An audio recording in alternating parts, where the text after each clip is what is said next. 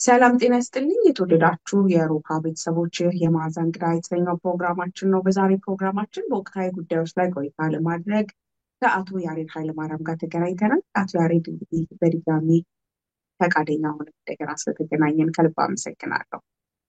አመሰግናለሁ መዓዛ፣ አንቺም ስለጋበዝሽኝ ቴንክ ዩ። መልካም እንግዲህ ወቅታዊ ጉዳዮች ሲኖሩ መነጋገር እና ሀሳብ መስጠት እውነት ለመናገር ግዴታም እየሆነ መጥቷል። ሰሚ እስከሚገኝ ድረስ በተለያየ ጊዜ ተገናኝቶ ሀሳብን ማጋራት ጉዳዮችን መሞገትም መተቸትም ያስፈልጋል። ይሄንን ከብዙ ፐርስፔክቲቭ የሚተረጉሙት አሉ። ወደ እኔ እናንተ ውይይት ከመግባቴ በፊት የፌስቡክ እያየሁ ነበር እና ዶክተር ደሳለኝ አኔ የፌስቡክ ገጹ ላይ የተከበሩ የፓርላማ አባል ናቸው እና የፌስቡክ ገጻቸው ላይ ያጋሩትን ነገር እያየሁ ነበር እና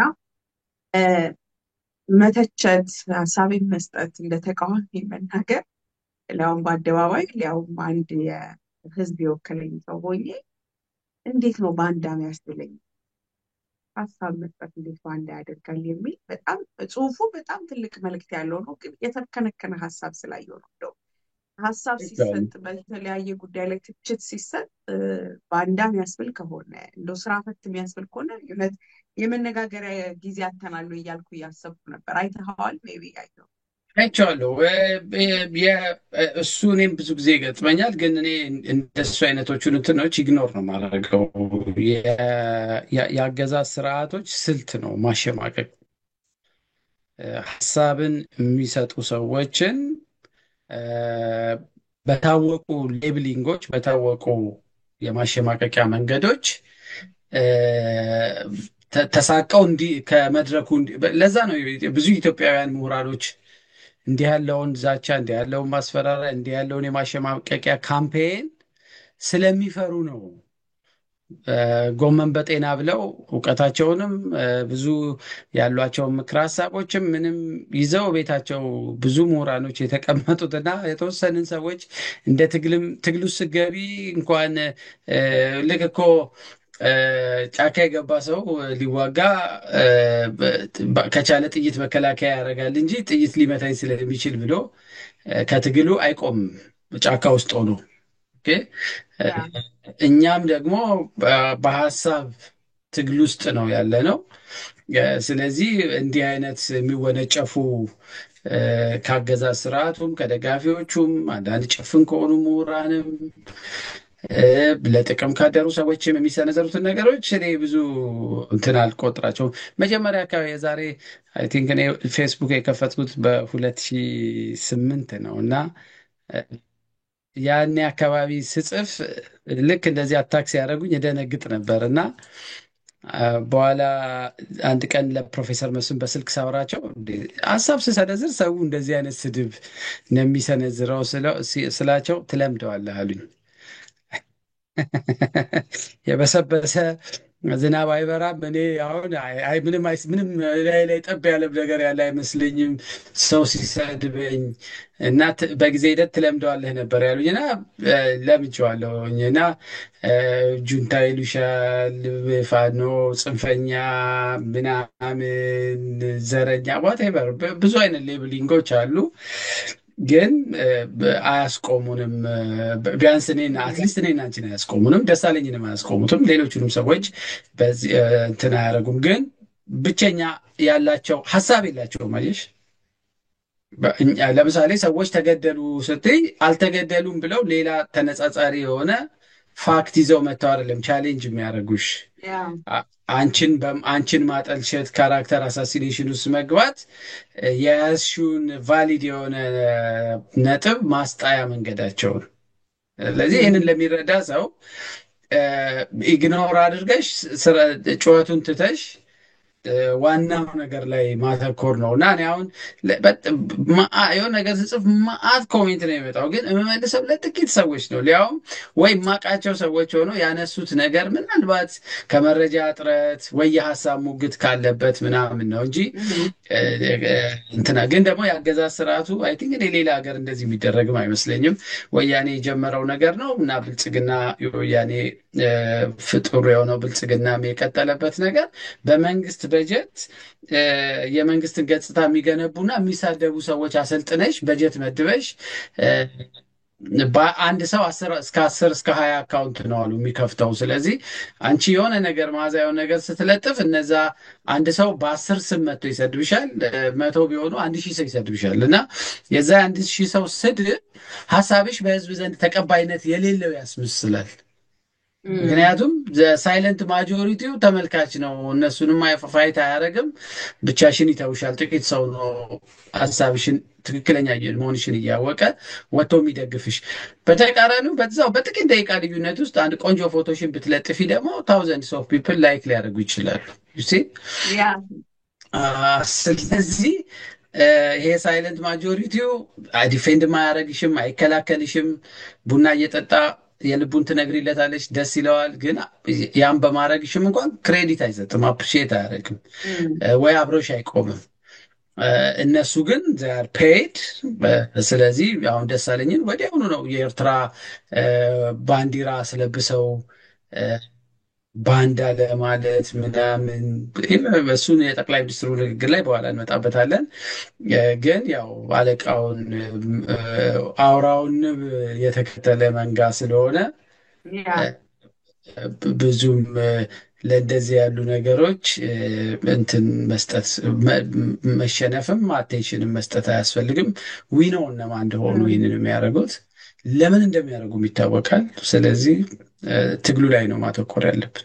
መልካም ሀሳብ ልትሰጠን ስለምትመጣ እና እንደወድሉ በማንኛውም ጊዜ በፈለግነው ጊዜ እኔ ብቻ ካሉ ሌሎች ተቋማቶችም ሚዲያ ባለሙያዎችም ለምሰጠው ድል ላመሰግን ስል ነው የምንጣብኝና ሀሳብን መስጠት አንዳንድ ጊዜ እንዲህ አይነት ስድብን ያመጣል እንጂ እውነት ለመናገር አንዳንዴ ያው በልኩ ስትነግረው በልኩ ካልተበሳጨ እንደውም በአግባቡ አልተናገርኩም ማለት ነው፣ አድረስ አልተደረገም ማለት ነው እስከ ማለት ደርሻለሁ እኔ በግሌ። በቃ እንደውም ጸጥ በዛ ልክ እየሆንን ነው።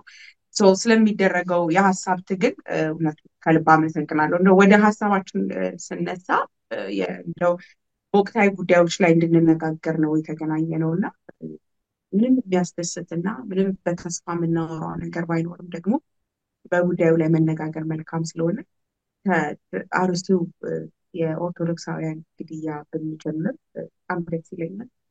በተለያየ ጊዜ እንግዲህ ይህን ዜና ከኢትዮጵያ ጀምሮ ስንሰራው የነበረ ያለፈው 5 ዓመት ከዛም በፊት ያለፉት 30 ዓመታት የነበረ ዜና ባለፉት 6-7 ዓመታት ደግሞ የቀን ተቀን አጀንዳችን እስከሚሆን ድረስ እኔ ራሴ እንኳን በአካል በተገኘሁበት አርሲ፣ ባሌ፣ አጋርፋ እንደዛ ቦታዎች ላይ የብዙ ምዕመናን ግድያ በአይኔ ለመታዘብ ያለውን ያም እንግዲህ ብዙዎች ያለቀሱበት ብዙ ቤተክርስቲያናት የተቃጠሉበት ነው። አሁን ደግሞ ከትናንት በስቲያ እየሰማን ያለ በጣም ልብን የሚሰብር ድጋሜ አርሲ አካባቢ እንደዚሁ በርካታ ምናምን የሚሆኑ የኦርቶዶክስ ቤተክርስቲያን አገልጋዮች ተገድለዋል። የቀብር ስነስርዓታቸውን ተፈጽሟል። ህፃናት ልጆች ሳይቀሩ የአካል ጉዳት የደረሰባቸው በጣም በሲሪየስ የሆነ ሕክምና ላይ ያሉ የተሰፉ ፎቶዎችን እያየን ነበር። ህፃናት ማለት ነው። እዚህ አካባቢ ያሬድ እንደ ሪፖርቶቹን ይኖርሃል ብዬ አስባለሁ። እዛ አሁን ያተሰጡታል ባለፈው 2 ዓመት ብቻ ከ115 ሰዎች በላይ ተገለዋል ይባላል። ቤተክርስቲያን 16 አብያተ ክርስቲያናት ተቃጥለዋል እና በዚህ ጉዳይ ላይ እንደው እናንተ የሰራችኋቸው ሪፖርቶች እና ያያቸው ዘገባዎች ሊኖሩ ይችላሉ። እንደ አጠቃላይም የትናንትናውና የትናንት ወዲያው ሁኔታ ታዝበዋል እና በዚህ ላይ ሀሳብ ሰጥተበት ብንጀምር። በጣም ልብ የሚሰብር የሚያሳዝን ክስተት ነው። ያው ተላመድን መሰለኝ እንዲህ ያሉ ሰቆቃዎችን። አንዱ የግፍ ስርዓት አንዱ ስልት ግፍን ማላመድ ነው ለማህበረሰብ። ከዛ የአንድ ሰው ሞትን ይዘገንንሻል። ከዛ 10 ሲገሉ በጣም ትደነግጫለሽ። 20 ሲገሉ 20ውን ከ10 ጋር ታነጻጽሪና እንትን ታደርጊያለሽ። እየቆየ ደግሞ መልሰው አንድ ሰው ሲገሉ አይ አሁን እንደውም የተሻለ ነው፣ ባለፈው እኮ 20 ነበር የገደሉት ትያለሽ። ከፍ ዝቅ እያለ ግን ማህበረሰብን ግፍን ማላመድ የጭካኔ እርምጃን ልክ ሰዎች ቮለንተርሊ ፈቅደው ቁጭ ብለው ሆረር ፊልም እያዩ ሰው ሲገደል ሲቦጫጨቅ ምናምን አንዱ አንዱን ሲበላ እያዩ አይምሯቸውን እንትን ሊያደርጉ ይችላሉ። እኛ ግን በሪል ላይፍ ሆረር ነው እ፣ አጠገባችን እየተፈጸመ ያለው። አንድ ኢትዮጵያዊ ሰው ሌላውን ኢትዮጵያዊ ሰው ጡት የሚቆርጥበት፣ አንገት የሚቀላበት፣ ሰውን ከነ ሕይወቱ ቁጭ አድርጎ አይን ጎልጉሎ የሚያወጣበት፣ ቆዳ የሚገፍበት እንዲህ እንዲህ ያሉ ነገሮች ለኔትፍሊክስ ፊልሞች ለሆረር ፊልምም እንኳን ይከብዳሉ ለሚያያቸው። ይሄ ግን እኛ የኢትዮጵያ ሕዝብ ሆረርን በሪል ላይፉ በየቀኑ እንዲያ እያደረገ ስርዓት ነው ያለን። እንዲህ ያሉ አደጋዎች በፊትም አርባ ጉጉ፣ በደኖ፣ ዋተር፣ ሌሎች ቦታዎች ዛሬ ደጋግሞ ተፈጽመዋል። ግን በጣም ከስንት ጊዜ አንዴ ነው መንግስት ያለ የሌላ ኃይሉን ማረባርቦ የሚመታው መጥቶ ጥበቃ ይደረጋል፣ ለረጅም ጊዜ ይቆማል። በዚህ 7 ዓመት ግን ፍጹም በተቀነባበረ ሁኔታ ማንነት ላይ ያተኮረ ጥቃት አገሪቷ ውስጥ በቃ የደኒው ኖርማል አይነት እንትን ሆኖ በየቀኑ የሚከሰት ነገር ነው የሆነው። ይህን ያህል ሰው ታፈነ፣ ይህን ያህል ሰው ተገደለ፣ ይህን ያህል ሰው ተጨፈጨፈ፣ በጣም የሚዘገንኑ ታሪኮች እና ይሄም ቤተክርስቲያኗ ኢላማ ከተደረጉት የማህበረሰብ ክፍሎች የማንነት አንዱ መገለጫ ሃይማኖት ነው። የኢትዮጵያ ኦርቶዶክስ ቤተክርስቲያን አንዷ በኢህአዴግም ጊዜም በአሁኑም ስርዓት ውስጥ ሌብል ከተደረጉት የማንነት መገለጫዎች አንዱ ኦርቶዶክሳዊነት ነው። ኦርቶዶክስ እምነት ከቆየው የኢትዮጵያ ታሪክ ጋር የተሳሰረ ማንነት ስላላት በቆየው የኢትዮጵያ ታሪክ ውስጥ ያቄሙ ፖለቲከኞች ሁሉ አማራ እንደ ማህበረሰብ እና ኦርቶዶክስ ቤተክርስቲያን እምነቷን እና ሀብቷን ደግሞ እንደ ሃይማኖት ካታጎራይዝ አድርገው ከፖለቲካ መደላድል ውስጥ ማራቅ ብቻ ሳይሆን እስከ አንዳንድ ቦታ ወደ ኤትኒክ ክሊንሲንግ የሄደ አንዳንድ ቦታ በዘር ጥፋት ላይ ያተኮረ በማንነት የተነጣጠረ ጥቃት ያው በየጊዜው በተለይ ደግሞ ኦሮሚያ ክልል ውስጥ ቤኒሻንጉል ጉሙዝ የተወሰኑ ፓርት ኦፍ አማራ ክልል ስራዬ ተብሎ ሲፈጸሙ የቆዩ ነገሮች ናቸው እና ይሄ የዛ አካል ነው። ያ ኢሊሚኔሽን እና ያ የማስወገድ ነገር አላቆመም፣ ገና አልረኩም። በዛ በተሳከረ ትርክት ውስጥ ናላቸው የዞረ የብሔር ፖለቲካ ያሳደጋቸው ወጣት ፖለቲከኞች፣ ታጣቂዎች ገና አልረኩም።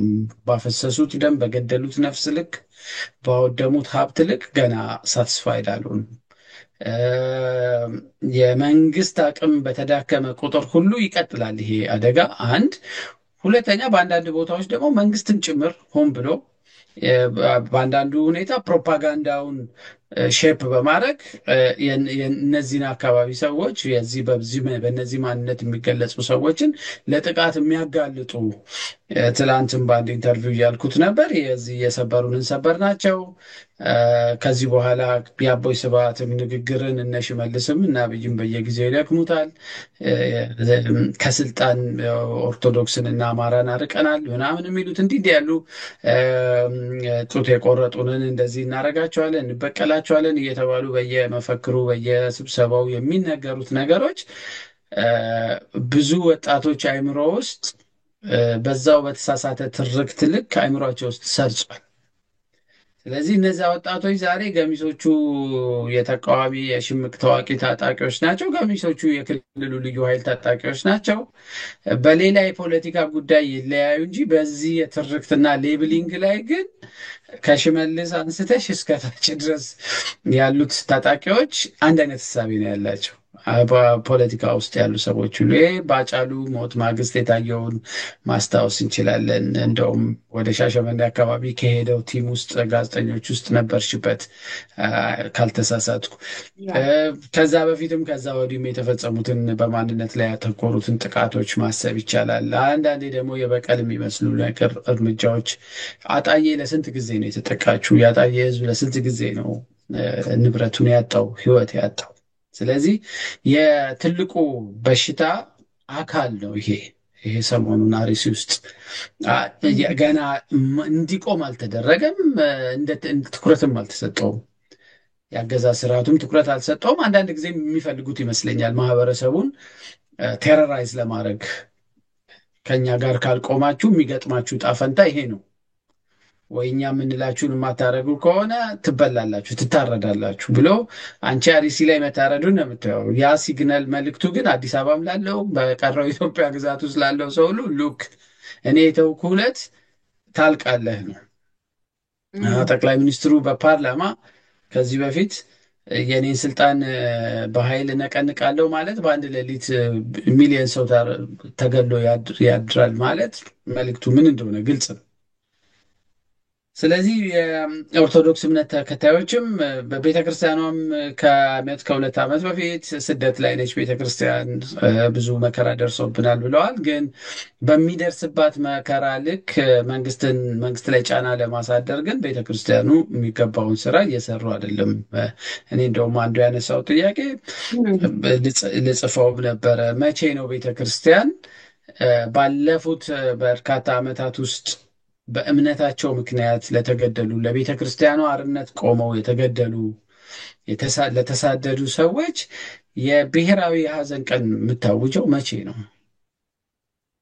መቼ ነው ቤተ ክርስቲያን ምዕመናኖቼ እያለቁብኝ ነው፣ ታሪካዊ ሀብቶቼ እየወደሙ ነው፣ ስለዚህ ለአንድ ሳምንት ጥቁር ለብሰን ኦርቶዶክሳውያንም የኦርቶዶክስ ሕመም የሚሰማቸው ሌሎች ኢትዮጵያውያንም አብረውን ቆመው ለዓለም ሕዝብ ብሶታችንን እንግለጽ፣ መንግስት አልሰማ ብሎናል ብለው ጥሪ የሚያደርጉት መቼ ነው?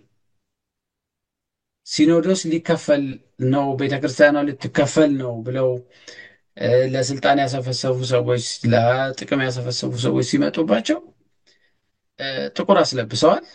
ህዝቡ ደግሞ ኢሚዲየትሊ ነው መልስ የሰጠው። በዚህ ደረጃ እልቂት ምዕመናኖች ሲጠቁ ግን ቤተክርስቲያኗ መግለጫ ለማውጣት እንኳን ትቸገራለች። ስለዚህ አናት ላይ ጭምር መንግስት ስራ ሰርቷል፣ ቤተክርስቲያኗን ለራሷ መብት እንዳትቆም አናት ላይ ያሉትን ለቤተክርስቲያኗ ተቆርቋሪ የሆኑትን አባቶች ታርጌት አድርገው አስፈራርተው አሳደው ግማሾቹ ከሀገር እንዲወጡ አድርገው የቀሩትንም በየስራቸው አንዳንድ ደህንነት መድበው ሲኖዶስ ውስጥ ኢንፊልትሬት አድርገው ገብተው የራሳቸውን ሰዎች ፕሮ ገቨርንመንት የሆኑ ፖለቲከኛ ጳጳሳቶችን አስቀምጠው ለራሷ መብትም ጭምር እንዳትቆም እና ያ ባለፈው የታየው አይነት ምልክት ድጋሚ በቤተ ክርስቲያን ውስጥ እንዳይመጣ ያደረጉበት ሁኔታ ስላለ አይ ቲንክ ቤተ ክርስቲያኗ ራሷን ሊብሬት ለማድረግ ፋይት ካላረገች አቅም አላት። መንግስት ከታጠቀው ሰራዊትም ይሁን ከታጠቀው ኃይል በላይ በመንፈሳዊነት እግዚአብሔርን የያዘች ነች። በሰው ቁጥር ደግሞ የኦርቶዶክስ እምነትና የእስልምና እምነት ተከታዮች የያዙትን የሰው ኃይል የያዘ ምንም አይነት ተቋም የለም ኢትዮጵያ ውስጥ። ብልጽግናማ አንድ 10 ሚሊዮን እንኳን ቢኖሩት እነዚህ ወደ በ60 በ70 ሚሊዮን የሚጠጉ የማህበረሰብ እንትኖች ናቸው። በዛ ላይ ደግሞ የሚሰማ ህዝብ ነው። ከፖለቲከኞችም ከማንም የበለጠ የሃይማኖት አባቶች የሚያደርጓቸውን ጥሪዎች መሬት ጠብ አይልም። ሰው ይሰማል፣ ከልቡ ነው የሚወስደው፣ ይሞታል ለሃይማኖቱ። ኢትዮጵያ ህዝብ ከፖለቲካ ከምናምኑ ይልቅ ለሃይማኖቱ ዲቮትድ ነው። ስለዚህ ኒውክለር ቦምባ ያህል አቅም ያለው ምዕመናንና ኮሚትድ የሆነ ህዝብ ይዞ ግን መሪ እንዳይኖር ብዙ ስራ ስለተሰራ ቤተክርስቲያኗ ለብዙ በደሎች መንግስታዊ ለሆኑ ጥቃቶችም ከመንግስት ውጭም ላሉ የአክራሪ ጥቃቶች ተጋልጣለች እና እኔ አሁንም ከብልጽግና መንግስት ኢቨንም ውስጡም የሃይማኖትም ንጽጽርም እና ጤናማ ያልሆነ የፉክክር መንፈስም በመንግስት ውስጥ ስለሚታይ ኦርቶዶክስን ይታደጋታል ብዬ አላስብም፣ አልጠብቅም። የዋህነት ነው። ግን ኦርቶዶክስ ያላትን ኃይል ይዛ ፍጹም ሰላማዊ የሆነ ፍጹም መንፈሳዊ የሆነ የአርነት ትግል በማድረግን ራሷን ሊብሬት ማድረግ ትችላለች። ምዕመናኖቿን መጠበቅ ትችላለች። በጣም ሰፊ ሀሳብ ነው ያነሳበት። ኦልሞስት ብዙዎቻችንን ጥያቄ የሚሆንብን የብዙዎቻችንም ደግሞ የመፍትሄ ሀሳብ ነው ብለን የምናስቀምጠው ነው። እኔ እውነት ለመናገር አንተ እንዳልከው በትርክት ላይ የተመሰረተ በእቅድ በዓላማ የሚደረግ ግድያ ነው። ሶ በእቅድና በዓላማ የሚደረግ ግድያ ተገዳዩ ፍትህን አትጠይቅ። በአንድም በሌላም መልኩ የመንግስት ተባባሪነት አለ። በቀጥታ ግድያው ላይ የሚሳተፍበት አለ። እንደገና ደግሞ በተዘዋዋሪ ትርክቱን ዴቨሎፕ በማድረግ በመንግስት ባለስልጣናት ትርክቱን ዴቨሎፕ በማድረግ ለታጣቂዎች ለገዳይ ቡድኖች ድጋፍ በማድረግ ምቹ ሁኔታ በመፍጠር ፌቨረብል ኮንዲሽን የምንለው የለም። በትርክት የተደራጀ ታጥቆ ሲንቀሳቀስ ስለ ባለፈው ከዚህ በፊት ውይይት ላይ አንስተነዋል። አግቶ ገንዘብ በአካውንት ማስገባት ኖርማል የሆነበት መንግስት በሚያስተዳድረው ሀገር ላይ ታጣቂዎች የባንክ ዝውውር የሚጠቀሙበት በፈለጉት ሁኔታ ወጥተው የሚገቡበት እንደውም ታጣቂዎችን በማወቅ ታግተ በነፃ የምትለቀቅ እንደገና መንግስት የሚያስር ሀገር ሆኗል። በዚህ ሁኔታ ውስጥ ያለ ታጣቂ ምን እንዲያደርግ በዚህ ሁኔታ ውስጥ ያለ የመንግስት ኃይል ነኝ አቅም ነኝ ያለ ኢትዮጵያዊነትንና አማራነትን የተጸየፈ ከዛ ጋር የተገናኘው በሙሉ ኦርቶዶክስነትም ይሁን ምናልባት ሌላ ስያሜ ወደፊት አምጥተው ከዚህ ከጠሉት ትርክት ጋር የሚገናኘው ቢያጠፉ ኤክስፔክትድ ነው፣ አይተናል ባይናችን። የአጫሉ ሁንዴሳ ግድያ ማግስት አጫሉ ማን እንደሆነ ማያውቀው ሰው በሙሉ ነበር አማራና ኦርቶዶክስን ሲጨፈጭፍ የነበረው። ኃይሌ ገብረስላሴ ቤቱ ተቃጥሎ ነበረ። አትሌት ኃይሌ ገብረስላሴ ሆቴሉ ዳሜጅ ተደርጎ ነበር እና የጠየቀው የመጀመሪያ ጥያቄ ኢንተርቪው አድርገው ነበር እና ቤቱ እንደዚህ ሆነ ተብሎ ተነገረኝ አለ እና አንድ ነገር ወደ አይምሮ የመጣው አጫሉ እኔ ሆቴል አድሮ ነው እዛ ስላደረ በጸቡ መሀል የተፈጠረ ዳሜጅ እንጂ ምን አገናኝቶት እንደሆነ እንኳን አያውቀውም። አጫሉ እዛ ነበር ያደረው ብዬ ቀለል አድርጌ ነው ያየሁት አለ። በቃ ምክንያቱም አደጋው በተፈጠረ ሰዓት ቦታው ላይ የደረሰ ጥቃት አድርጎ ታስቦበት ታቅዶበት የተደረገ ነው። የአጫሉ ሁንዴሳ ግድያ ኢሚዲየት ኮዝ እንዲሆን የተሰጠ ነበር ማለት ነው እና የሚያሳዝነኝ እንደው እዛው ነገር ሰለባ ከዛ በኋላ የተቀለደበት በሞቱ ላይ ሞቱን ከሌሎች ሞት ጋር እንድናስብ ከብዙ ሺዎች መፈናቀል ጋር እንድናስበው የሃይማኖት አባቶች ላይ ቻሌንጅ መደረግ አለ።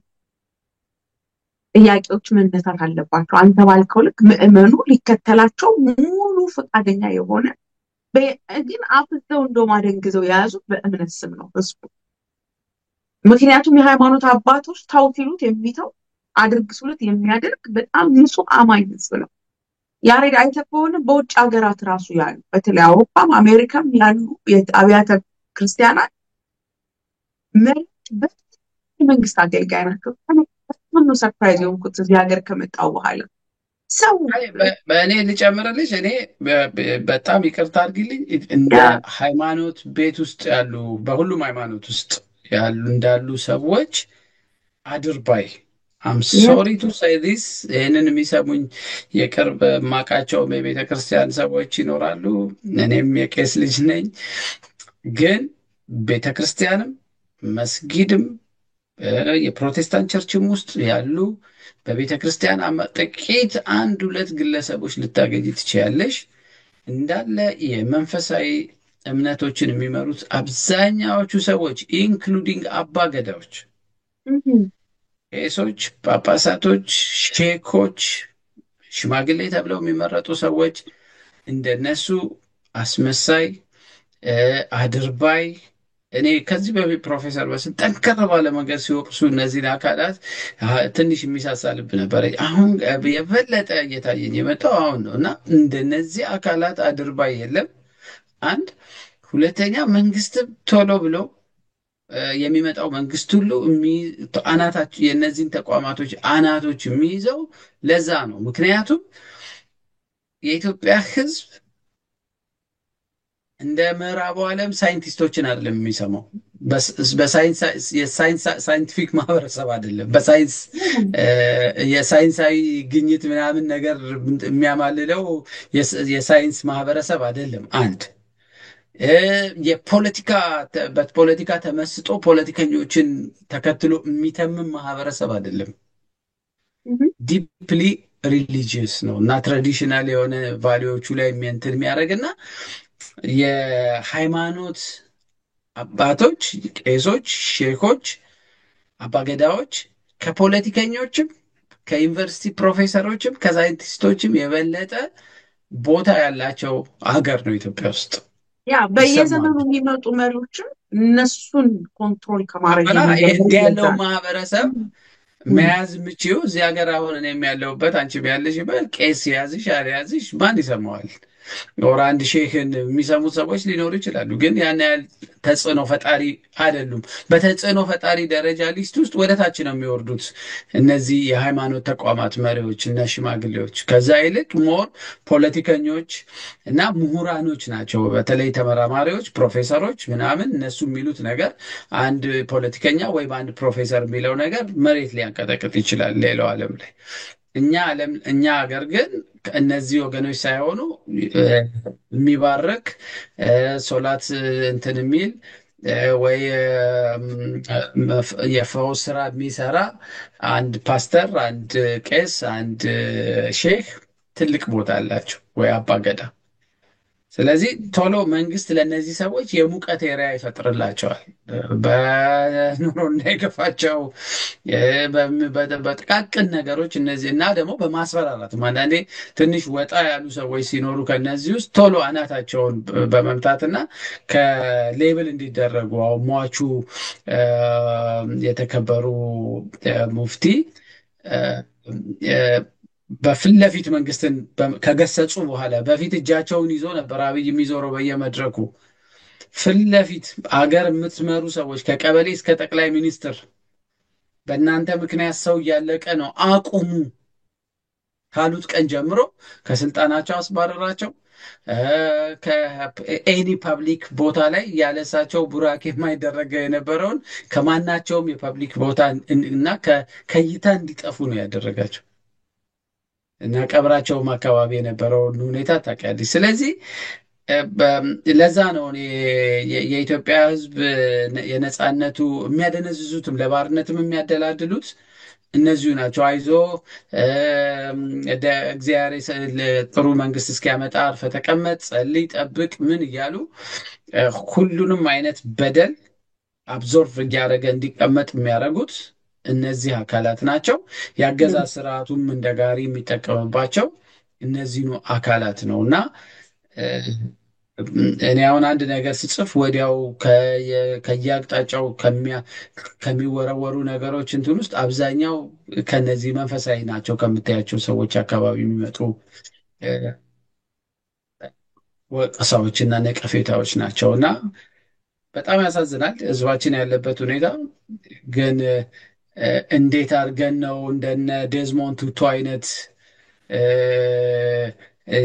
እንደነ ማህተመ ጋንዲ አይነት እንደነ ማርቲን ሉተር ኪንግ አይነት ሃይማኖታዊ ሰዎች ሆነው የሃይማኖት ሰባኪ ሆነው እንዴት ደግሞ የሰው ልጅ ነፃነቱን ከተነፈገ ሃይማኖቱ ሁሉ እንደሚያጣ ተረድተው ለሰው ልጅ መብት የሚሟገቱ መሟገት ብቻ አይደለም ህዝብን ይዘው ግፍን ለመጋፈጥ አደባባይ የሚወጡ ሰዎች መቼ ነው የምናገኘው የሚለው ሁሌ የሚያሳስበኝ ነገር።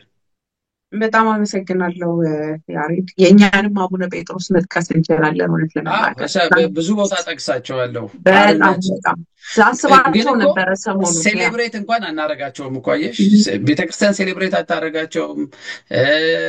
የኢትዮጵያ ህዝብ ሴሌብሬት አያረጋቸውም። ሐውልቱ ብቻውን ቆሟል። ሐውልቱ ስር እሳቸውን የምናስብ ቢኮዝ ሂዝ ሞዴል፣ የሰላማዊ ትግል ሞዴል ናቸው። ግን ሴሌብሬት አናረጋቸው። ያ በቃ በፍጹም በቃ ሰሞኑን ሳስባቸው ነበረ ፋሽስትን እንዴት አድርገው ህዝብ ከፋሽስት እንዴት መታገል እንዳለበት በግልጽ የተናገሩ። አሁንም ከዚህ በላይ ፋሽዝም አለ ብዬ ስለማላምን ከዚህ በላይ ግድያ፣ ከዚህ በላይ ጭፍጨፋ፣ በየገጠሩ ያሉ ቤተ ክርስቲያናት ሲቃጠሉ እዚህ አሜሪካን ሀገር የተቀመጠ አውሮፓ ያለ አዲስ አበባ ያለ ቦሌ ያለ ኦርቶዶክስ ፊል ካላደረገው እግሩን ሰቅሎ የተቀመጠ ጳጳስ እንዴት ነው ምቾት የሚሰማው? እንዴት ነው ሰላም የሚሰማው? አንዳንዴ እኮ ባለስልጣን ሆነው እንኳን ቻሌንጅ ይደረጋሉ። እንኳን መንፈሳዊ አባት ሆነ ዓለም በቃኝ ብሎ የመለኮሰ አባት በዓለም ነዋይና በዓለም ስልጣን ተደልሎ ፈርቶ ዋይ ተስፋ አስቆራጭ ነገር እኮ ነው የሚመጣው። ትጨነቃለህ። I was frustrating አንድ ፖለቲከኛ ቢፈራ፣ እውነቴን ነው። አንድ የሰብአዊ መብት ተሟጋጅ ለሆዱ ቢያድር፣ አንድ ጋዜጠኛ ሌባ ቢሆን፣ አንድ እንደዚህ አይነት ነገሮች ሰውኛ ነገሮች ልትጠብቅ ትችላለህ። የምትነጋገረውም የምትወቃቀሰውም በሰው ለብል ነው፣ በባለሙያ ለብል ነው የምትነጋገረው። አንድ የሃይማኖት አባት በርቀትም በቅርበትም ያለ በእምነቱ ምክንያት እነሱ በጋራ በሚያመልኩት አምላክ በቤተ ክርስቲያናቸው ምክንያት የሚደርስ ሞትና ጭፍጨፋ፣ አሰቃቂ ግድያ ፓኒክ ካላደረገው፣ ካላስደነገጠው፣ ካላስቆጣው ከዚህ በላይ ሞት የለም።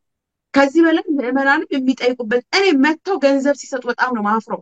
እዚህ ሀገር ያለው ቤተክርስቲያን ሰልፍ፣ ሰላማዊ ሰልፍ ሲጠራ እንዳትሄዱ የሚል የሃይማኖት አባት አለ። ራስ ያለ እንድትመጡ የሆነ ፕሮግራም አለ ቤተክርስቲያን ብሎ ሰልፍ እናንተ ክላሽ እንዲያደርግ ለሚያደርግ ሰውዬ እና ሃይማኖት መሪ ነው ብለህ ገንዘብህን ስለምን ታወጣለህ? ስለምንስ በዚህ ደረጃ?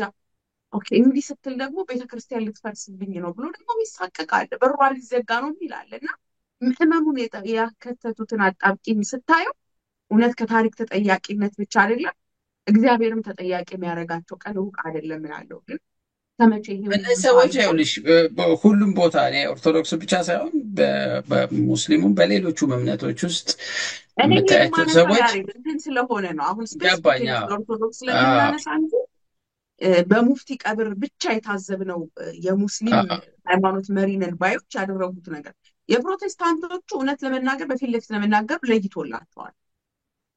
ፕሮቴስታንትነት ወይም ጴንጤነት የሚገለጸው አብይን በመደገፍ እስከሚመስል ድረስ በሃይማኖት ቤታቸው እንዴት አይነት የጸሎት ፕሮግራምን እንኳን እንዴት እንዳበላሹት እንዴት እንደሚያሳፍር የሃይማኖት ተከታዮች እኮ በአደባባይ ያወጡ እየተቿቸው ነው። በለየለት ሁኔታ የመንግስት የካድሬ ቤት አድርገውታል። እውነት ለመናገር እንትን ነው ይሄ በመንፈስ ኮራፕትድ መሆን። ሌላው ቦታ በመንግስት ቢሮክራሲ ውስጥ ያለ ሰው ሞራሊ ከተበላሸ በኋላ ህሊናውን ከሳተ በኋላ ግፋ ቢል የገንዘብ ኮራፕሽን የጥቅም ኮራፕሽን ውስጥ ነው የሚገባው። ወንጀል ነው። እነዚህ በሁሉም ሃይማኖት ተቋማት ውስጥ ያሉ ሰዎች ግን በቁስም ኮራፕትድ ናቸው፣ በመንፈሳዊ ህይወታቸውን ኮራፕትድ ናቸው። ያንን የተሰጣቸውን ስልጣንና ጸጋ ኢን ሮንግ ዌይ ለራሳቸው መደላደያ ከማመቻቸት አልፎ የአገዛዝ ስርዓቱ ህዝብን ሪፕረስ አድርጎ እንዲጨፈልቅ መደላደል የሚሰሩ ሰዎች ናቸው። ከስብከታቸው አንስተሽ የሆነ ነገር ኮሽ ሲል ተውተው ብለው ህዝቡ ለነጻነቱ ለመብቱ እንዳይቆም በማድረግ እና በድፍረት ፖለቲከኞችን ሌሎቹን እየነቀፉ ለገዢው ፓርቲ የሚነቀፉ። ስለዚህ እኔ የኢትዮጵያ እንግዲህ የተኮሰበሽን ሰው በወንጀልም በምን የምትጠይቂው ተኩሶ የገደለሽን ነው፣ መሳሪያውን አይደለም። ግን መሳሪያው አንድ ትልቅ ነገር ነው። ያ ሰው ያ መሳሪያ ባይኖረው ወይ በዱላ ነው የሚመታሽ ወይ በድንጋይ ነው የሚመታሽ። የጉዳቱም ደረጃ ሊቀንስ ይችላል። ስለዚህ እኔ ለኢትዮጵያ ውስጥ ለመጡት የአገዛዝ ስርዓቶች ሁሉ እንደ ክላሽ እንደ ታንክ እየሆኑ ከዛ ያልተናነሰ ሚና እየተጫወቱ ህዝቡ በደልን፣ ስቃይን፣ በባርነት መኖርን፣ መገፋትን ለበጎ ብሎ ልክ ለሆነ ለመንፈሳዊ የተሻለ ጥቅም የሚከፍለው ዋጋ አድርጎ እንዲያስበው በማድረግ ስርዓትን ልክ እግዚአብሔር እንደሚያመጣና እግዚአብሔር ደግሞ እንዲቀይረው ተግታችሁ ጸልዩ፣ ሱባኤ ግቡ ምናምን እያሉ ሶላት ስገዱ እያሉ ህዝቡን የሚያደነዝዙ የአገዛዝ ስርዓቱ መሳሪያዎች ናቸው።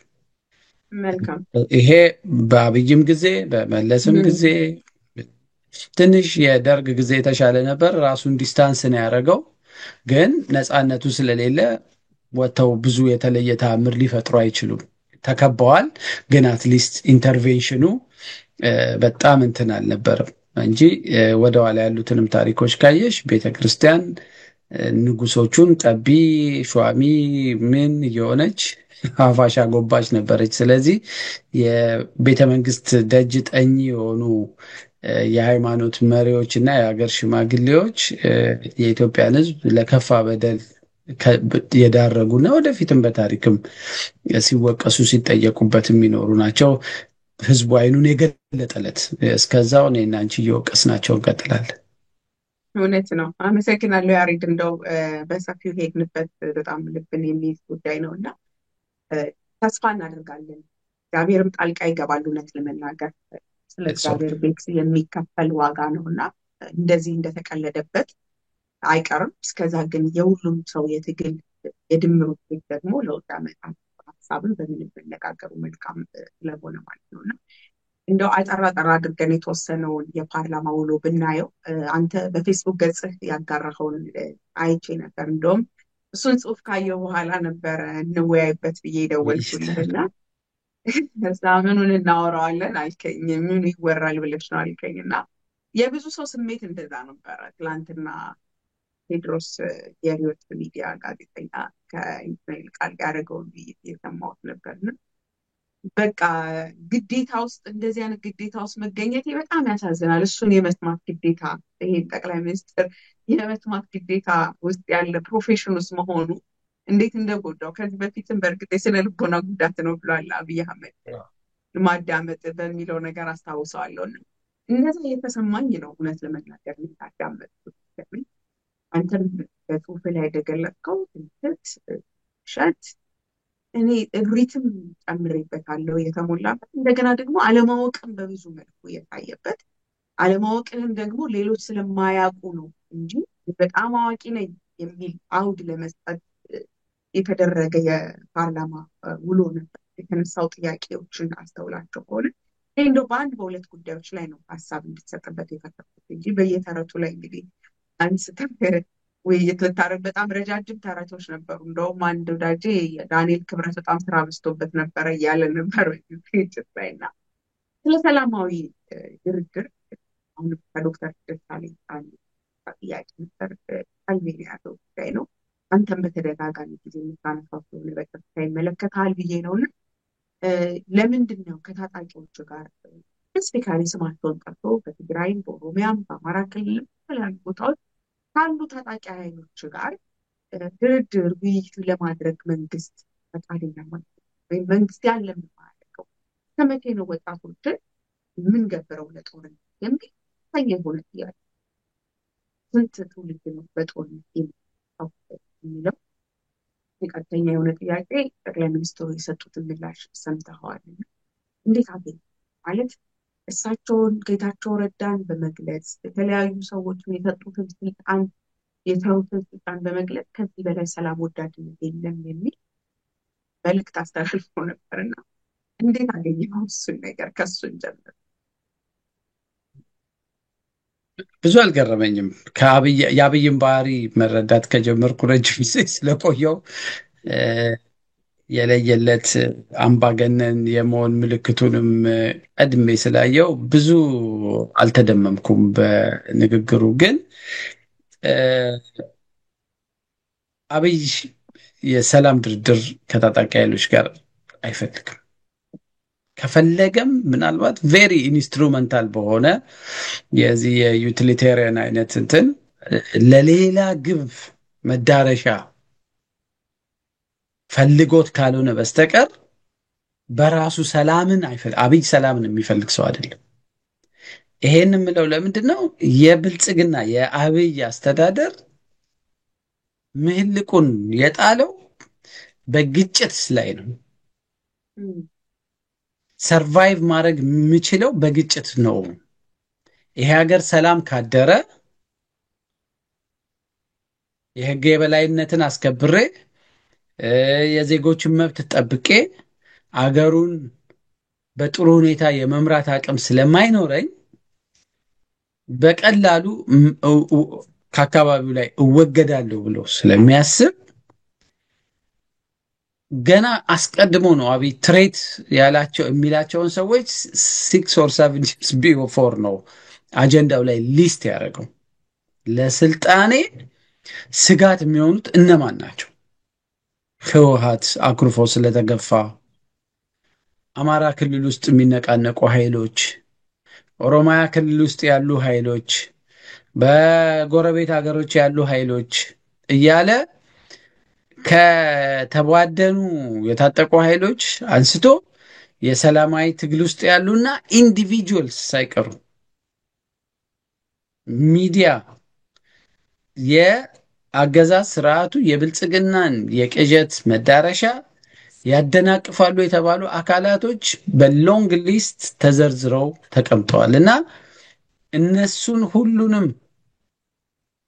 ካላጠፋ ወይ እግሩ ስር ማስቀመጥ የሚችልበት ቀን ካልመጣ ለአብይ የሰላም መንገድ የአገር ማስተዳደሪያ ስልት አይደለም።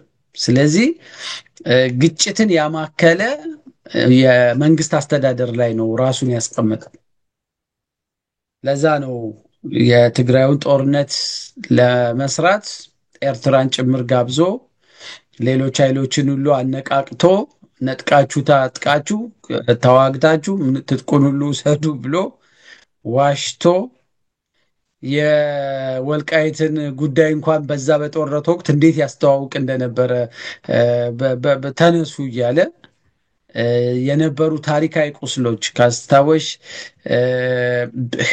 ጦርነቱ ከመጀመሩ ጥቂት ሳምንታት በፊትና ከጀመረ በኋላ በህወሓት የተፈጸሙ የሰብአዊ መብት ጥሰቶች፣ ቶርቸሮች በፋና በምን እንዲወጡ ተደርጎ ጅብ የሚል ስያሜ ጁንታ የሚል ስያሜ ተሰጥቶ እሱም ፕሮጀክት ሲጨርስ ደግሞ ህወሓት ትሬት የማይሆንበት ደረጃ ላይ ሲደርስ ወደ ሁለተኛው ትሬት ነው የሄደው።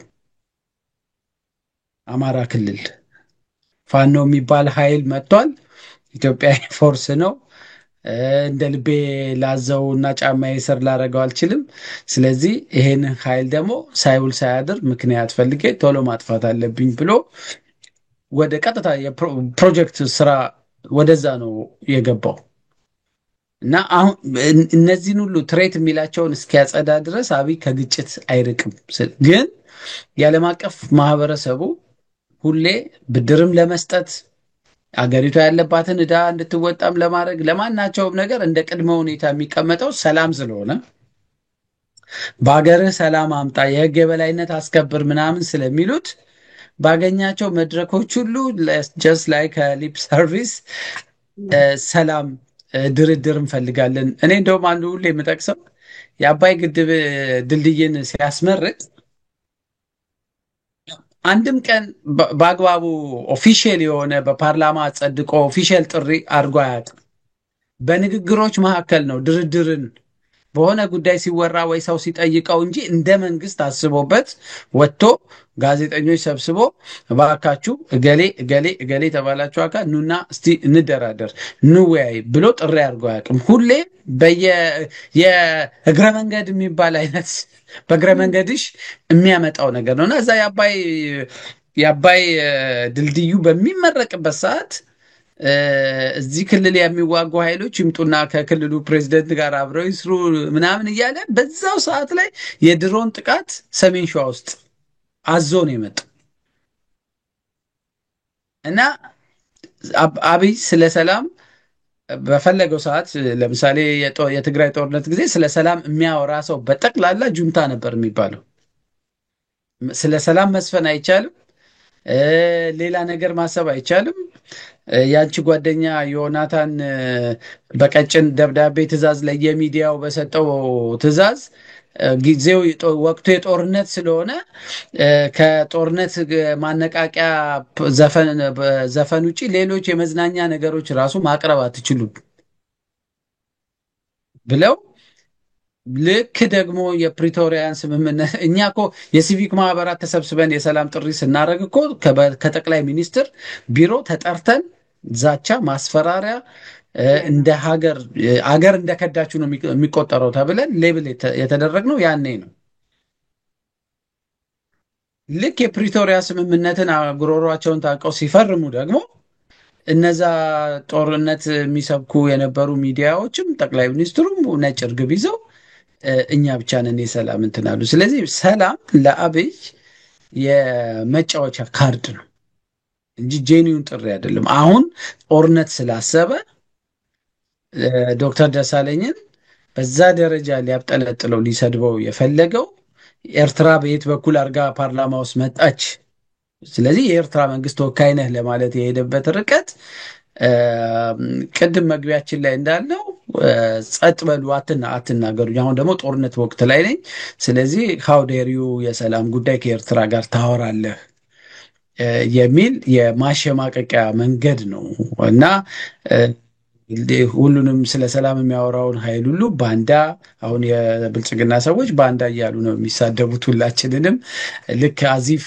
ወደብ እንደማንፈልግ የአሰብ ጉዳይ የኛ ጉዳይ እንዳልሆነ እና የሰላም ጥያቄ ሁሉ የባንዳነት ግን የባንዳነቱን መስፈርት ከያዝን እንድታነሳው ሳታጠቃልለው እንደው ላነሳው ማስቤ ስለነበረ በዚሁ እንድታያይዘው ስለ ባህር በር ሲነሳ ከኤርትራ መንግስት ጋር ተጨማሪ ጦርነት አስፈላጊም አይደለም። እውነት ለመናገር አዲስ ጦርነት አስፈላጊ አይደለም። አሁን ባለነው ቀውስ ውስጥ ራሱ እንኳን ባንሆን በጣም ሰላማዊ ሁኔታ ላይ እንኳን ብንሆን እንዴት ጦርነት ይጋበዛል? አሁን ደግሞ ባለው ኢትዮጵያ ነባራዊ ሁኔታ ምን ሲባል ነው ከጎረቤት ሀገር ጋር የጦርነት አጀንዳ የሚመጣው የሚል ጥያቄ ለሚያነሳ ሰው ጠቅላይ ሚኒስትሩም ሆነ ጠቅላይ ሚኒስትሩም ትላንትና ሲገልጹት ነበር፣ ደጋፊዎቻቸውና አፎቻቸውም የሚሉት የባህር በር አስፈላጊነትን ሲተነትኑ፣ እውነት የባህር በር አስፈላጊነትን ለመነጋገር እውነት በዚህ ደረጃ ማወቅ መመራመር አያስፈልግም ማለት ማንም ማገናዘብ የሚችል ሰው አንድ ሀገር የባህር በር ያስፈልጋል። ኢትዮጵያን የሚያክል ትልቅ ሀገር ደግሞ ከታሪካዊ ሁኔታ ከምንም ተነስቶ የባህር በር ጉዳያችን እንደሆነ የሚታወቅ በሆነበት ሀገር የባህር በር ጥያቄ እንዴት ነው መፈታት ያለበት የሚለው ነገር ላይ ኮሜንት ማድረግ ወንጀለኛ አስደርጓል። ጠቅላይ ሚኒስትሩ ዶክተር ደሳለኝን ሂሚሌት ከማድረግ በተጨማሪ ድንፋታ እንደው እዚህ ጋር እንድታነሳ ፈልገው ማለት ለኤርትራ መንግስት እንደዚህ መባባል እዛው ፓርላማ ላይ የኤርትራ መንግስት ባይኖርልን ኖሮ እያሉ ታፋሪ በነበረበት ሁኔታ እንዴት አድርገው ጦርነትን ኢንቫይት እንዳደረጉ እየተናገሩ ጠቅላይ ሚኒስትር ዛሬ ደግሞ ማንም አያግዝላችሁም ማለት እንደንጻል ልጅ ነው። እኔ ስስቃ ነበር ብቻዬን ከኛ ጋር ጦርነት ሲጀምሩ አትችሉንም ማንም አያግዝላችሁም ብለህ ለኤርትራ መንግስት ትላንትና ያግዞኛል ብለህ በተቀመጥክበት ጠረጴዛ ላይ ቁጭ ብለህ እንዲህ አይነት ነገር እንደ ሀገር ውርደት አይደለም። ባህር በርስ በዚህ መልኩ ነው እናገኘው ብሎ መናገር ምን አይነት ነውር ነው የሚለው እያሰብኩ ነው። እኔም የሰፈር ጎረምሳ ባህሪ ነው ይዞ በቃ ዝም ብሎ ነውጠኛ አላፊ አግዳሚው ጋር ካልተጋጨው የሚል የሰፈር ጎረምሳ ባህሪ ነው ይዞ ፓርላማ ላይ ሲፈነጭ የነበረው። ሶሪ ቱ ሴይ ዲስ ግን አንደኛ ኦኬ የባህር በር የኢትዮጵያ ጥያቄ ነው፣ የሁላችንም ጥያቄ ነው፣ ግን ስርዓት አለው። የመጀመሪያው መንገድ ዲፕሎማሲ፣ ጠንካራ ችግሩ ዲፕሎማሲውን ለመስራት ጥሩ ዲፕሎማሲ ቲም ያስፈልግሻል። የለውም ያንን ለማድረግ ግን በጣም በዚህ ኤሪያ ላይ የቆየ ልምድ ያላቸው የበሰሉ ኢትዮጵያውያኖች አሉ። እነሱን አሰባስበሽ በመላው ዓለም ጉዳዩ ኢሹ እንዲሆኑ የሚዲያ መነጋገሪያ እንዲሆን ልከሽ ውይይት እንዲደረግ ከዛ ዲፕሎማሲውን እያካሄድሽ ደግሞ የአርቢ ልክ አስፈላጊ ነው ሌሎቹን ዝግጅቶች ሀገርሽን ሰላም ማድረግ ምን ማድረግ ያስፈልግ ይሆናል እና ጠቅላይ ሚኒስትሩ ይሄ ደስፐሬት ሆኖ በቃ ያመጠላትን አጀንዳ ሁሉ ብድግ እያደረገ ፋይል ይዞ የሚሮጥ ሰው አይነት ባህሪ እንዳለው የምታዩ በቃ ከሶማሌላንድ ጋር ስምምነት አድርግ ያለው ያለለት የሚገርምሽ ልክ ዜናው በተሰራ በደቂቃ ውስጥ ቀድመው ስምምነቱ ከመፈረሙ በፊት የአብይ ፎቶ ያለበት የወደብ ባለቤት የሆንበት ተፈረመ ሲባል ፖስተሩን ወዲያው አዲስ አበባ የተወሰኑ ቦታዎች ሁሉ እንዲሰቀል ተደርጎ ጭፈራ ያስጨፈረ ሰው ነው። ምን ያህል ከኢሳያስ ጋር የነበረው መርህ አልባ ግንኙነት ቀለበቱን አውልቆ መስጠት፣ በየመድረኩ እጅ መሳም፣ ወጥ መጨለፍ ሹፌር ካልሆንኩ ማለት አንዳንድ የሚናገራቸው ነገሮች ሁሉ በፍጹም አገር የሚመራ ሰው ባህሪዎች አይደሉም። እና ከዛ በኋላም ደግሞ በባንዳነትም ከኤርትራ ጋር መስራት የሚያስፈርጅ ከሆነ ከመለስ ዜናዊ ቀጥሎ ዋናው ባንዳ አብይ አህመድ ነው። የገዛ አገሩን አስደፍሮ በኤርትራ ሰራዊት የትግራይ ሴቶችን አስደፍሮ አዘርፎ በጣም ረጃጅም የሆኑ ካሚዮኖች የትግራይ ሆስፒታሎችን፣ የፋብሪካዎችን፣ የግለሰብ ቤቶችን፣ የሱቆችን ሀብት ሰማይ እስኪያክል ላይ ድረስ በረጃጅም ካሚዮን በተጎታች መኪናዎች እየተጫነ ነው። ወደ መኪናዎች የመኪና በር ጎማ ሳይቀር ያልተዘረፈ ነገር የለም። በሰው ላይ ያደረሱት ጉዳት እንዲህ የኢትዮጵያ ጀነራሎች ቆመው ነው ይህንን እንደ ድራማ እንደ ፊልም ያዩ የነበረው። ይህንን ያደረገው አብይ ነው። ከዚህ በላይ የሀገር ክደት ኬት ይመጣል? ደሳለኝ ዶክተር ደሳለኝ ምን አቅም አለው ከሻዕቢያም ጋር ለመስራት ለመነጋገር ምን አቅም አለውና ነው አሁን እሱን በዛ ለመፈረጅ? ይህንን ወንጀል የተሸከመ ሰው ምንስ ሞራል አለው? ስለዚህ እኔ ራሱን ያጋለጠበት መድረክ ነው። በዛው ልክ ዶክተር ደሳለኝን ደግሞ ሰማይ በቃ ከፍ ብሎ እንዲታይ ነገ ታሪክ ያነሰዋል። እኔ ሁሌ ሻለቃ ማናቸው የአንቀጽ 39 ሲጸድቅ ቄሶች፣ ሼኮች ሁሉ ፓርላማ ውስጥ ሲጨፍሩ ይቃወሙ የነበሩት የፓርላማው አባል ክቡር ሻለቃ ማናቸው በቃ ሁሌ ታሪክ ሲያነሳቸው ነገ ትውልድ ሲያዝንባችሁ ይኖራል ነበር ያሉት። እና ዶክተር ደሳለኝ ታሪክ ነው የሰራው። የህዝብን ጥያቄ ነው ያነሳው። እነዚህ የዛሬዎቹ ተሳዳቢዎች ነገ አብይም ደጋፊዎቹም የሚሸማቀቁበት ነገር ነው። ከልብ አመሰግናለሁ ያሬድ። እንደው በመጨረሻ ሀሳብ እንድትሰጥበት የፈለኩት ግራ የሚያጋቡ የሚያሳፍሩ ነገሮች ነበሩ።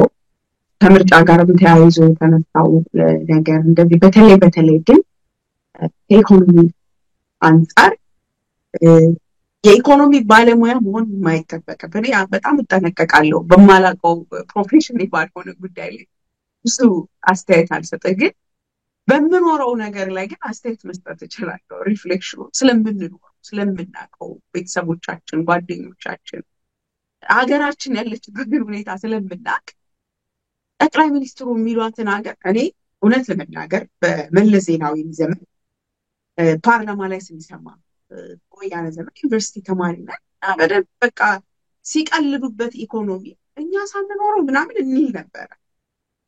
ያ ትንሽ ዲፕ ሳይንቲፊክ ነገር አላወቅኩም እስከምል ድረስ የሚናገሩት ነገር ነጥብ ነበረው እስከምል ድረስ የአይኤምኤፍን ጉዳይ እንኳን እንደው የብድርን ጉዳይ እንኳን ስፔሲፊካሊ አንስቶ ልክ እንዴት ነው ገንዘብ ያበደርከው ሰውዬ በጣም ብር ስታጠፋ አይቶ ዳንተ ብሬን ሳትሰጠኝ ነው እንዴ እንዲዘና ብለህ የምትኖረው አሉን። ሊትራሊ ይሄን ያለ አበዳሪዎቻችን በጣም እድገታችን አስገርሟቸው ነው ብድራችንን አምጡ ብሎ አጣብቂኝ ውስጥ ያዙን ይላል። ከሁለት ሳምንታት ከ3 ሳምንት ኢትዮጵያ ብድር መክፈል የማትችል ሀገር መሆኗን አረጋግጠው በሌላ ሚንስ ህጋዊ መንገዶችን ስለመጠቀም ጉዳይ ስለመጣባቸው እንግዲህ በእነ አህመድ ሺዴ የሚመራው ቡድን ሌሎች ተቋማትን አጥሮ ልመና ላይ እንዳለ ለምናውቅ ሰዎች የአደባባይ ሚስጥር ለሆነው እነ ብሉምበርግ ለዘገቡት ጉዳይ አይ በጣም ሀብታም ስለሆንን የሚቀናብን ሀገር ስለሆንን ነው።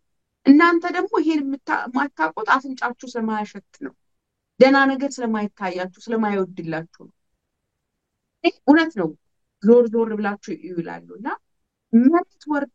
መሬት ወርደው ታን መጽሔፍ አይነት ውስጥ እንደሆኑ ሰሞኑን አዲስ አበባ ካለ ሰው ጋር ያወራው ስብሰባ ነበር በየኮንዶሚኒየሙ ያሬድ ሰምተህ ከሆነና የኮንዶሚኒየሙን ቢልዲንግ ሙሉ ቀለም አስቀቡ ተብለው እያንዳንዱ ሰው በትንሹ ከ15 እስከ 20 ሺህ ብር እንዲያዋጣ። አሁን በአሁን ሰዓት ለኢትዮጵያ ህዝብ ማለት 15 እና 20 ሺህ በቃ ከአቅማቸው በላይ እና ተላቅሶ ነው ሰው የተለያዩ የቀበሌ ቤቶች በየሰፈሩ ያሉ የቀበሌ ቤቶች ሰው እንዳያያቸው በጣም ድህነታችን እንዳይታይ ለምን እንደተባለው ለማሽተት ሲኬድ ለማየት ሲኬድ ከላይ ገጽታ እንዲታይ ሰፈራችሁን በተመሳሳይ በዘመናዊ ቆርቆሮ ጠሩ ተብሏል። ውስጥ ቤታችሁ በድህነት ኑሩ፣ አትብሉ፣ አትጠጡ፣ የፈረሰ ቤት የሚኖራችሁ ዊዶን ኬር ዋት ዊ ኬር ኢዝ ከፊት ስለሚታየውና ስለምናሳየው ነገር ተብሎ ዘመናዊ ቆርቆሮ ገዝታችሁ እንድታጥሩ ገጽታችሁ እንድትገነቡ ተብሎ ይህን እንድታይ ይሄን ማያይ ሰው መብራት የሚበራውን እያየኸው ነው። ከተማው እኔ የሌላ ማህበር እስከሚመስል ድረስ ከተማው ላይ መብራት ማብለቅለቅ አለ። በነዛ መብራቶች ውስጥ ድህነታችን፣ ረሃባችን፣ ህመማችን፣ ሞታችን፣ ስቃያችን እንዲደበቅ ይሄንን ዞረን ማየት የማንችል ደግሞ የውስጡን ጥያቄ የምንጠይቅ ሰዎች ሀብት እና ስልጣኔ ማይገባን ማይሸተን ሰዎች ናቸው ተብለን የተገለጽንበት ሁኔታ ነው ያለው እና እንደ አጠቃላይ በዚህ ላይ እና ሌላ ሀሳብ መስጠት አለብኝ በምትለው ላይ ሀሳብህን አንሳና እሺ። የዚህ ከኢኮኖሚው እንትን ጋር በተያያዘ አንድ አብይ የተወሰኑ ባለስልጣናትን እና ባለሀብቶችን ይዞ የአዲስ አበባ የሚሰራቸውን ፕሮጀክቶች በባስ ውስጥ ሆኖ ቆሞ እያስረዳ የሚሄድበት አንድ ቪዲዮ አለ እና እዛ ላይ ከቦሌ እሱ ወደሚያሰራው አዲሱ ቤተመንግስት የሚሄደው መንገድ መገናኛ አካባቢ አምቺ አካባቢ ሲደርስ ምን ይላል? ይሄ መንገድ ቀጥታ ላይ ከቦሌ ወደ ቤተ መንግስቱ ነው የሚሄደው ይልና በጣም ከፍ ብሎ ስለሚሰራ ይሄ ከታች የምታዩት ይሄ ውርውር የሚለው ሰውና የሚታየው የድሃው ቆሻሻው አካባቢ አይታያቸውም። ዙሪያውን በዛፍ እንከልለዋለን እና የሚመጡ እንግዶች ይሄንን ከታች ያለውን የአይን ቁስል የሆነበትን ለሱ ድህነቱን ገጽታ ሳያዩ ቀጥ ብለው የሚያምር ነገር ብቻ እያዩ ከቦሌ ቤተ መንግስቱ መሄድ ይችላል። ያ በቃ ያ የአብይ ስነ ልቦና የታነጸበት እንትን ነው። ይሄ በሌሎች ሚዲያዎችም ላይ ያልኩት ነበረ። ከሚከተለው የዚህ የፕሮስፐሪቲ ፍልስፍና አንዱ እኔ ስራዬ ብዬ ነው ያነበብኩት። በነገር ቁጭ ብዬ በስነ ስርዓት የዚህ ከፕሮስፔሪቲ ጎስፕል ፍልስፍና ጀርባ ያለው እሳቤ ምንድን ነው? አሜሪካ ያሉ ይህን እምነት የሚያራምዱ ሰዎች ር ሶ ሪች በጣም እንትኖች ናቸው፣ ግን የመጨረሻ ጌቶ ውስጥ የሚኖሩ የድሃ የቸርች ታዳሚዎችን ገንዘብ እየሰበሰቡ የፕራይቬት ጀት ያላቸው ሰዎች ናቸው እምነቱን የሚመሩት። እና በዛ ሀሳቤ ውስጥ ነው ትልቁ ነገር ምንድን ነው? የፕሮስፔሪቲ ፍልስፍና ሀብት ተኮር ነው፣ ሰው ተኮር አይደለም። ይሄ የሰዎች ለሀብት መሰብሰብ ሲባል ሰው ቢሞት ብዙ ሰው ቢያልቅ የብዙ ሰዎች ሳፋሪ ችግር የለውም። ለብልጽግናው ስኬት የሚከፈል ሚኒመም ሳክሪፋይስ ነው ብለው ነው የሚያስቡት። እና ይሄ ሰውዬ የመደመር ፍልስፍናውም ብልጽግናን ፓርቲ የሳለበትም እንትን የሀገሪቷንም ከፖለቲካውንም ኢኮኖሚውንም ድራይቭ የሚያደርግበት መንገድ የሌክዠሪ ደሴት ለጥቂቶች የሚፈጥር ዊዝ ኤክስፔንስ ኦፍ 130 ሚሊዮን ህዝብ። ስለዚህ አዲስ አበባን አይተሽ እንደሆነ ብዙ ሀገሮች ከተማ ያጸዳሉ፣ ይቀይራሉ። የአርባን ዴቨሎፕመንት እንትን እንደሚሆነው ህዝቡ እዛው ባለበት እንዲለማ ነው የምታደርግ። ይሄ በተለይ በትናንሽ ቤት የሚኖረውን ሰው ሰብስበሽ ረጃጅም ትላልቅ ፎቆች ውስጥ ስትከችው ስፔስ የሚይዘው ስፔስ ያንሳል። የቀረውን ስፔስ አቅም ሀብት ላላቸው ባለሀብቶች ሰጥተሽ ታለሚያለሽ። የዚህኛው ግን እንደሱ አይደለም። ድሃ ጠል ስለሆነ አንድ የፕሮቴስታንት ቤተክርስቲያን ሰው አንድ ሚዲያ ላይ የገለጹት ተመስገን አሁን ፒያሳ ላይ ልብሱ የቆሸሸ ሰው አናይም፣ እብድ አናይም። ይሄንን ነው አሁን እያልኩሽ ያለሁት። በቃ እምነቱ ምንድን ነው? ጥቂት ሰዎች እስከ ቤታቸው ወጥተው ቤታቸው እስኪመለሱ ድረስ ፏ ያለ የሚያምር ነገር ሊያዩ ይችላሉ። ያ ነገር ግን ምናልባት የብዙ እና የመቶ ሺዎች ህይወት ተከፍሎበት ሊሆን ይችላል። they don't care። እና የአዲስ አበባን ያለሙመት መንገድ ጅማ ላይ ከ15 ሺህ በላይ ነው ምናምን ቤቶች እንደዚህ አድርገን በስንት ሺህ ሰው የሚቆጠር እንትን ብለን የጅማ ሰው ጨዋ ነው አንድም ኮምፐንሴሽን የጠየቀን ይሄ እኮ ይሄን ሁሉ ወንጀል ፈጽሜ እና ውሸት ነው ደግሞ ውሸትም ነው። ሰው አዝኗል፣ ተከፍቷል፣ እንትን ብሏል፣ ግን ውሸት ነው። ስለዚህ ለሱ ግድ የለውም እና የኢኮኖሚም ሪፖርቱ ላይ ሁሌ በውሸት ለመዋሸት በመጀመሪያ ደረጃ ምንም ገደብ የለውም። አብይ ሲዋሽ እስከ ጥግ ድረስ ነው የሚዋሸው። ህዝብ ምን ይለኛል፣ ኢቭን ፈረንጆቹ ይሉኛል ምናምን። እዛው እኮ የየኤምባሲው ተወካዮች እኮ ቁጭ ብለው በአስተርጓሚ ንግግሩን ይሰማሉ። እና ይህንን የፓርላማ ንግግሩን የወርልድ ባንክ ሰዎች ይሰማሉ፣ ሌሎቹም ይሰማሉ። ዳዝንት ኬር። ምንድነው ትልቁ ነገር? ህዝቡን ንቆታል። ለኢትዮጵያ ህዝብ ያለው ንቀት እንትን ያደረገ ነው እንጂ ሰፈሪንጉ የተፈለገ የተሰላ ድህነት ነው። አሁን ኢትዮጵያ ውስጥ ያለው ስቃይ በገዢው ፓርቲ የሚሰቃየው ይሰቃይና ሁሌ ይለዋል እሱም ራሱ በየእንትኑ ይሄ ህገወጥ ድሃ የምንለውንም ህጋዊ ድሃ እናድርገውና የምናጸዳውን አጽድተን ከዕለታት አንድ ቀን ሰርቫይቭ የሚያደርገው ይቀጥላል። የማይቀጥለው በበሽታም በምንም ሊሞት ይችላል፣ ችግር የለውም ነው። እና አሁን የአዲስ አበባን የመብራት ጉዳይ ስላነሳች ነው። እዚህ አሁን እኔ ያለሁበት ብራስልስ ከአንድ ከተማ ወደ አንድ ከተማም ስትነጂ ኢቨን የተወሰኑ የከተማው ክፍሎች ውስጥ የመብራት ወጪን ለመቀነስ 2 መንገዶች ነው የሚጠቀሙት።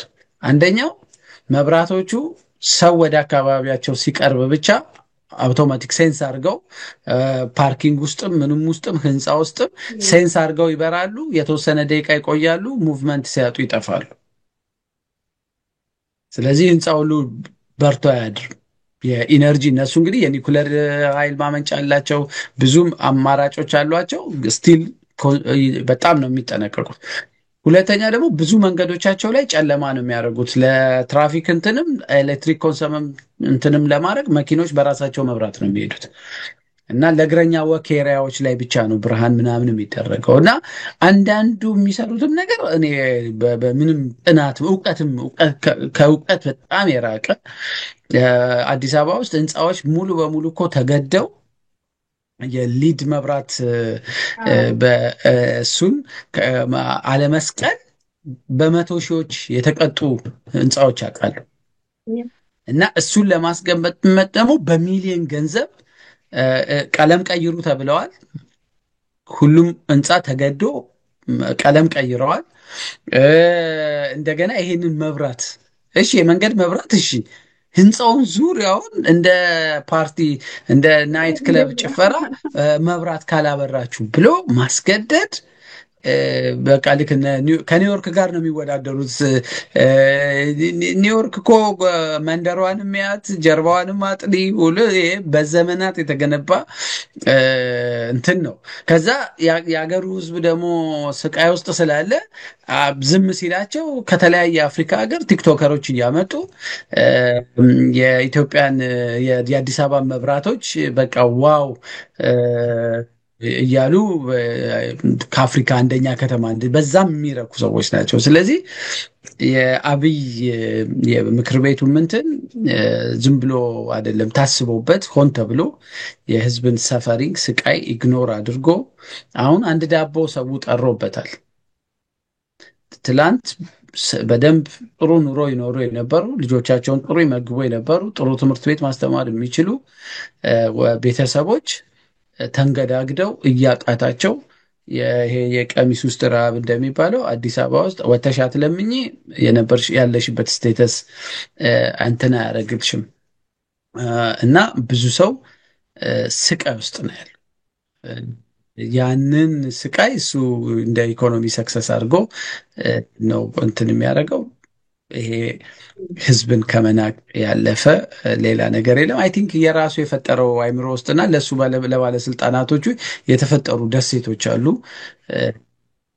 ሎንቾቹ፣ ሪዞርቱ፣ ምኑ እንኳን ሪዞርት ሄደሽ በዛ ከፍተኛ ገንዘብ ልትዝናኝ እንትን አይደለም። ስለዚህ ሀብታምና ቱሪስት ተኮር ብልጽግና ላይ ነው እየሰራ ያለው። እሱን ነው ኢትዮጵያ አድርጎ የሚያስብ አይ ቲንክ በዚህ የኢትዮጵያ ሕዝብ የበለጠ ይናደድበት ይሆናል እንጂ በሚታለል አይኖርም። ሰው በየቤቱ ያየዋል። የተለየ የኢኮኖሚስት ትንታኔም አይፈልግም እውነት ለመናገር። በጣም አመሰግናለሁ። ያ እንግዲህ በዝርዝር ይገኝበታል ብዙ መልኩ እንደተባለው በቁስል ላይ ነው እንጨት ሲሰድ የተባለው። ቁስሉ ያለበት ሰው ምንም አልቆሰልክም ብትለው የያዘው ሰው ራሱ ያውቀዋል እና ፔኑን በዚህ የኢትዮጵያን ሕዝብ ማታለል አይቻልም። እንኳንስ አይደለም የኢትዮጵያን ሕዝብና የዓለም ተጽዕኖ ፈጣሪዎችን መንግስታትን ይቅርና ጭፍን ደጋፊዎቹንም ማታለል የሚችልበት ነገር አይደለም።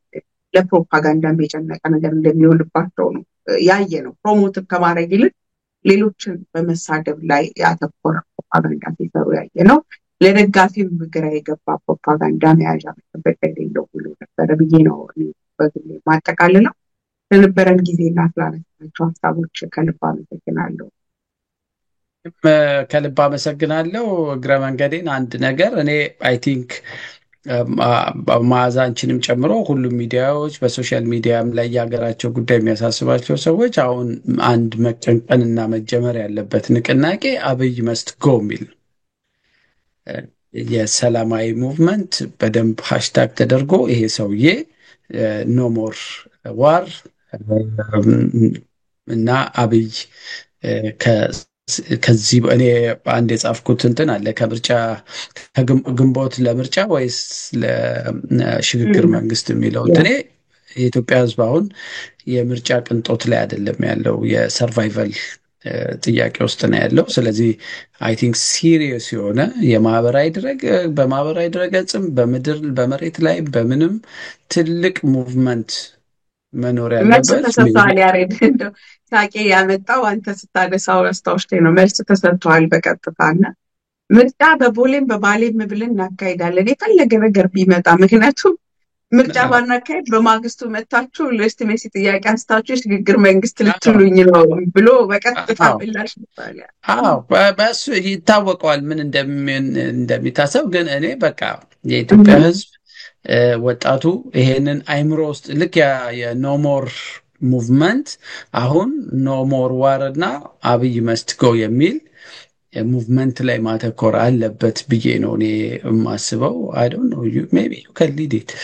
ለማንኛውም እዚህ ላይ ላቁም። እግዜር ይስጥልኝ መዓዛ ስለጋበሽኝ ሀሳቤ እንዳካፍል ስላደረግሽ በጣም አመሰግናለሁ። በድጋሚ ያነሳሃቸውን ሀሳቦች እውነት ለመናገር 100% የምጋራው ነው ብዬ መናገር እችላለሁ በድፍረት። አብይ መስት ጎ ቪዲዮ ሁላችንም በጣም ደክመናል፣ እንደ ህዝብ ደክመናል፣ አቅቶናል። ሁላችንም ከዚህ የጦርነት አረንቋ መውጣት አለብን። የአረንቋ ውስጥ የከተተን ኃይል ደግሞ መሄድ አለበት አብይ መስት ጎ፣ አለበለዚያ ከጦርነት መውጣት ስለማንችል ይህን ሀሳብ እጋራለሁ። ሮሃም እንደ ሚዲያ እንግዲህ በተቻለ መጠን በዚህ ሀሳብ እንቀጥላለን። ከልብ አመሰግናለሁ። እግዚአብሔር ያክብርልኝ። ቴንኪው መዓዛ፣ እኔም አመሰግናለሁ። አድማጭ ተመልካቾቻችን የዛሬ ውይይታችን ይህን ይመስል ነበር። በሌላ ጊዜ ከሌላ እንግዳ ጋር በሌላ ርዕሰ ጉዳይ እስከምንገናኝ ድረስ በያላችሁበት